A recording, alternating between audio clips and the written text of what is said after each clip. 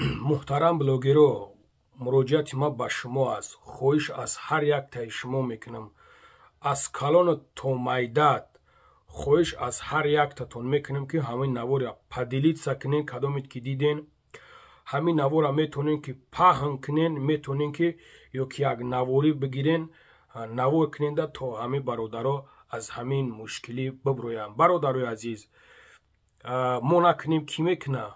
با همون خاطر برادر جانو بیاین سرجمانه برادرها را دستگیری کنیم. الحمدلله که صدقه جاریه میگم برادرای عزیز. شما میدونید که این خیری که میکنین خیری بیشمار است، خیری هست است که برادرای عزیز بیشمار حد کنار نداره. هر جایی که میره، هر جایی که میوی میبری میره، انمی خیری که اگیت روز قیامت انشالله که دستگیرت میشوه.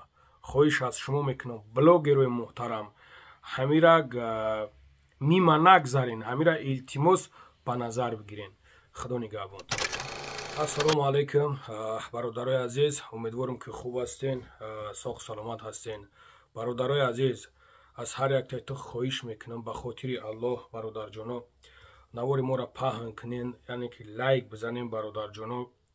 شخصان برادرایی که الحمدلله ما هممون تاجیک هستیم، مسلمان هستیم، از یک وطن هستیم. نو برادرایی که یعنی که من نامگیر میکنم برادر جانو، شما در خفه نشین که یگو میلچگی و یگو میسوسه. نه برادر جانو، وقتی که من کدوم نوحیه را بگیرم الحمدلله که همونجا بو سختتر خوبتر پدیش که میکنن. نگاه کنین برادر عزیز، برای موتیواسیا گرفتن نوحیه رودکی دهه ارغمان، نوحیه رودکی دهه ارغمان.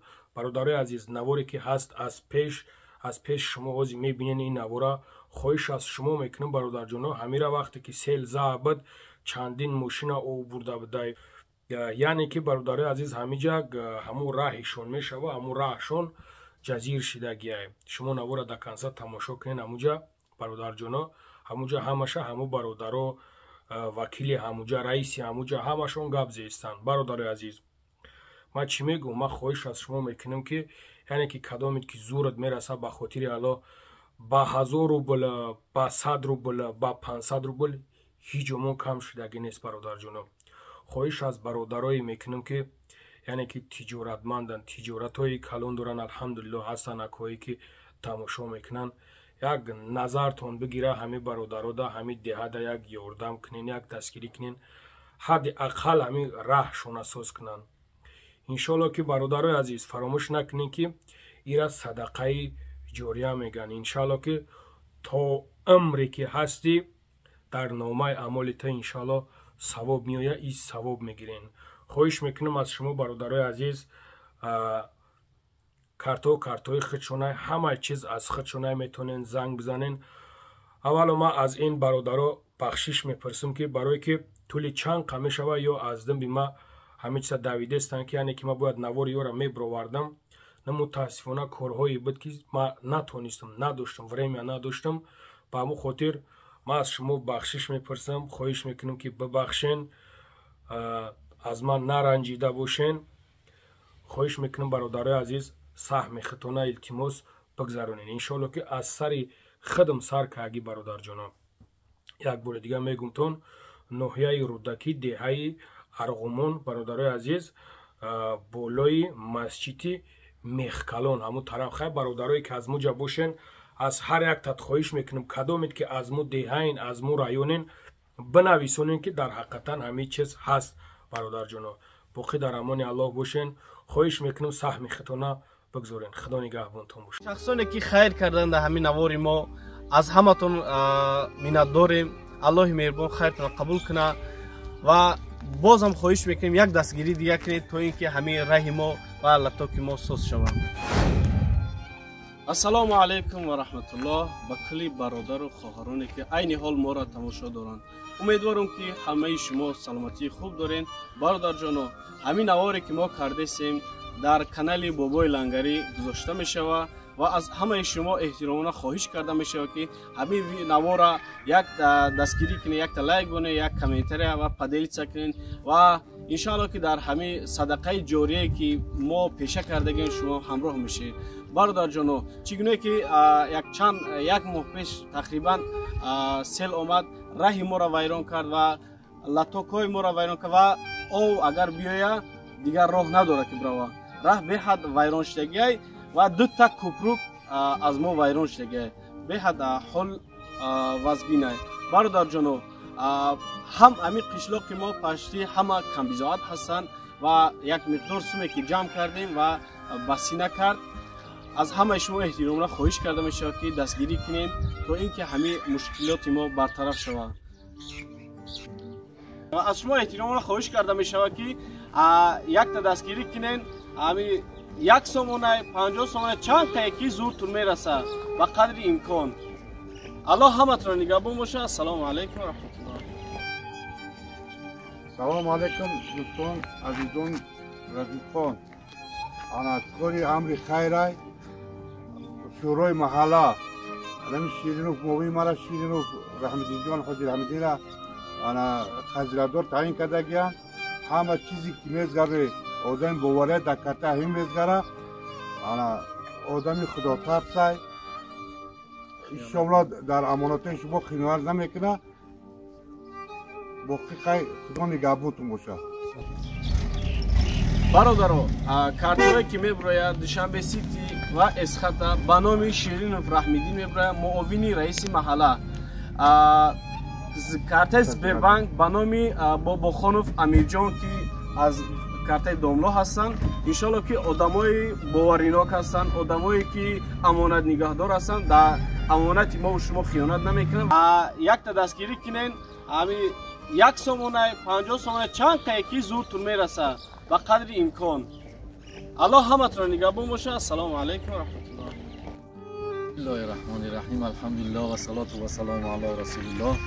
برادرای عزیز و پیامبر اکرم صلی الله علیه و سلم میفرماید که مسلمان برادر مسلمان هست و باید مسلمان یکدیگر را در هر کاری که باشد چطور کند یاردم کند و در بر یکدیگر باشند. یعنی که هر کسی که رسول الله صلی الله علیه و سلم گفتند هر برادر مسلمانی که مسلمان دیگر را در هر کاری که کمک میکند روز قیامت که قدم ها در لغزش هستند پول صراط هست، الله این گونه برادر مسلمان را چیکار میکند در روز قیامت، در اون روز مشکلی چیکار میکند، مشکلی او را آسان میکند و او را کمک میکند. ما و شما بی‌طرف نباشیم و یکدیگر را در این کار خیر کمک کنیم که صدقه جاریه، کوپرک ساختن، آب گذراندن، درخشاندن، همه اینها صدقه جاریه هستند. یکدیگر را باید چیکار کنیم؟ کمک کنیم، کمک یکدیگر را دریغ نداریم. و عزیزان و دوستان خدا میفرماید جوانمردی و راستی پیشه کن، همه اندر نکویی اندیشه کن، ببخش و بخور تا توانی دیرم که جز این دو جمله همه در دست و غم. برادرای عزیز بگیریم هر دیرمی که ما و شما صدقه میکنیم در راه خدا همیشه باقی میمونه. همه اینها در چی؟ همه غم و اندوه هستند، برای ما و شما ضرر زیان داره.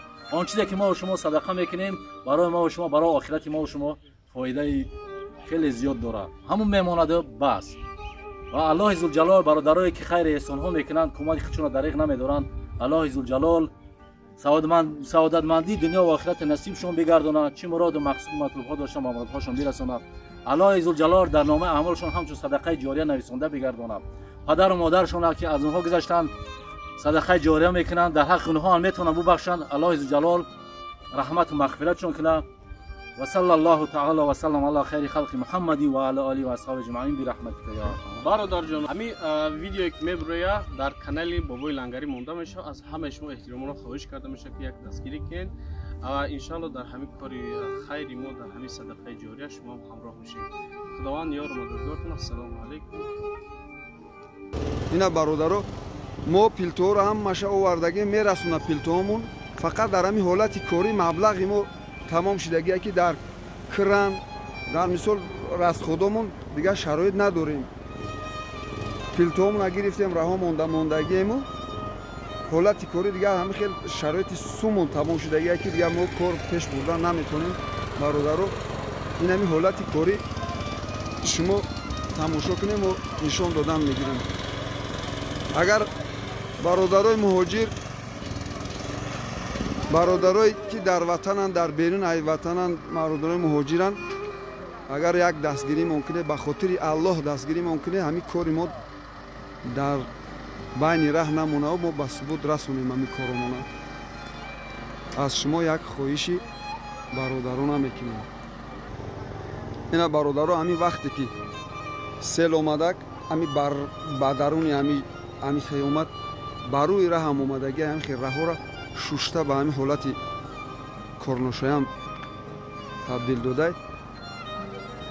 ҳар касе ки мисол як саҳме мегзора иншааллоҳ ин раҳҳои моро диде чӣ хел кардам асфалти саюзӣ буд ҳам хел лойқара оварда пур кардагиай бародаро то анамин рости вагона мо ҳамин ха пилта гирифтем ҳамин чизоро гирифтему хай халқам камбизоатай 110,000 сомон расход кардем шароити маблағимон нарасид.